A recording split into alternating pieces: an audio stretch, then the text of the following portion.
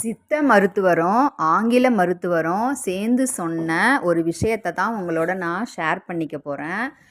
Cancer cell அமிலத்தால் ஆனது.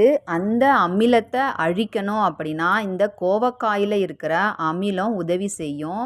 வாழவே தகுதி இல்லை அப்படின்னு ஓட விடும் உணவுகளில் இந்த கோவக்காயும் ஒன்று. இந்த கோவக்காயை நாம் அடிக்கடி உணவில் சேர்த்துக்கிறதுனால கேன்சர் செல் புதுசாக உருவாகாமல் தடுக்கலாம். இருக்கிற கேன்சர் செல்லையும் நம்மளால் அழிக்க முடியும். கேன்சர் செல் எல்லார் உடம்புலையும் இருக்கும். 30க்கு மேலே போனால் தான் அது கேன்சராக உருவாகுது, வளர்ச்சி அடையுது. இப்போ இந்த கோவக்காயை வச்சு எப்படி ஒரு துவையல் பண்ணலாம் அப்படிங்கிறத நான் சொல்கிறேன். இந்த கோவக்காயை உங்களுக்கு தேவையான அளவுக்கு எடுத்துக்கோங்க. இதோட காஞ்ச மிளகா, தனியா, மிளகு, ஜீரகம். இந்த ஜீரகத்தில் ஃபைபர் அதிகமாக இருக்குது. கேன்சர் செல்லுக்கு பிடிக்காத உணவுகளில் ஒன்று ஃபைபர். நார்சத்து உள்ள உணவுகளும் அதுக்கு பிடிக்காது. நல்ல கொழுப்பு சுத்தமாக பிடிக்காது. ஸோ நான் இதில் ரைஸ் பிராண்ட் ஆயில் தான் யூஸ் பண்ணியிருக்கேன்.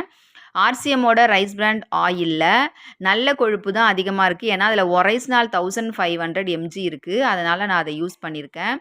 அடுத்தது பார்த்திங்கன்னா இஞ்சி, பூண்டு, அப்புறம் கொஞ்சமாக சின்ன வெங்காயம் போட்டுக்கோங்க. அடுத்தது வீட்டில் கொத்தமல்லி, கருவேப்பிலை, புதினா இருந்ததுன்னா போட்டுக்கலாம், இல்லாட்டி வேண்டாம்.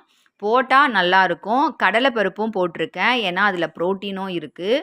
அப்புறம் இது எல்லாத்தையும் போட்டு நம்ம எண்ணெயில் போட்டு நல்லா வதக்கிக்கலாம். இதில் கொஞ்சம் உப்பு, புளி வச்சு அரைச்சிக்கலாம். தேங்காய் தேவைப்படுறவங்க போட்டுக்கோங்க, அதுலேயும் ஃபைபரும் இருக்குது, நல்ல கொழுப்பும் இருக்குது.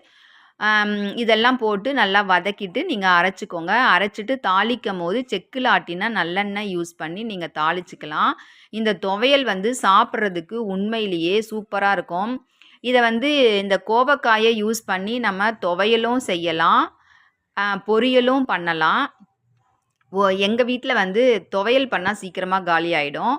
ஸோ நம்ம எப்படி வேணாலும் சாப்பிட்டுக்கலாம். நான் கேழ்வரகு கூழ் அதில் கொஞ்சம் தயிரை கலந்து அதில் இப்போ இந்த கோவக்காய் துவையல் பொரியல் வச்சு நான் சாப்பிடுவேன்.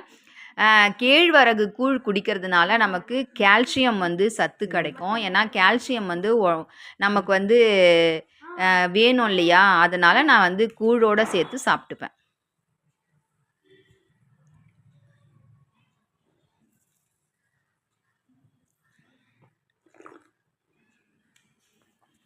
ஏன் மேடம் ஸ்பூன்ல தான் சாப்பிடுவீங்களோ, கையில் சாப்பிட மாட்டீங்களோ?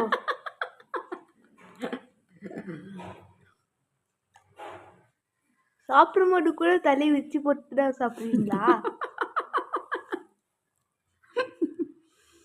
செம்ம